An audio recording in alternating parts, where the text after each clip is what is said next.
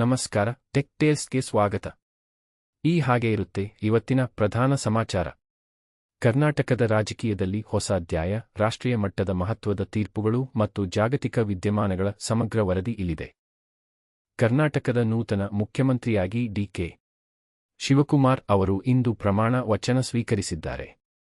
ಗಂಗಾಧರ ಅಜ್ಜಯ್ಯನವರ ಹೆಸರಿನಲ್ಲಿ ಪ್ರಮಾಣ ವಚನ ಸ್ವೀಕರಿಸಿದ ಅವರು ತಕ್ಷಣವೇ ಯುವ ಯೋಜನೆಗಳ ಮೂಲಕ ಯುವಕರಿಗೆ ಭರ್ಜರಿ ಕೊಡುಗೆಗಳನ್ನು ಘೋಷಿಸಿದ್ದಾರೆ.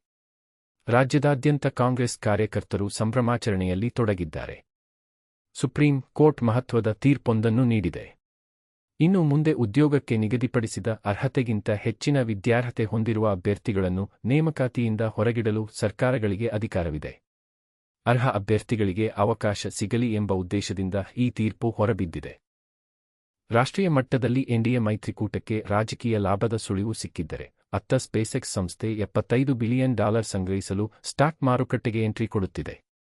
ಇನ್ನು ಅಂತಾರಾಷ್ಟ್ರೀಯ ಮಟ್ಟದಲ್ಲಿ ಕುವೈತ್ ಇರಾನ್ ದಾಳಿಯನ್ನು ಖಂಡಿಸಿದ್ದು, ಗಜಾ ಮತ್ತು ಲೆಬನಾನ್ನಲ್ಲಿ ಉದ್ವಿಗ್ನ ಪರಿಸ್ಥಿತಿ ಮುಂದುವರಿದಿದೆ.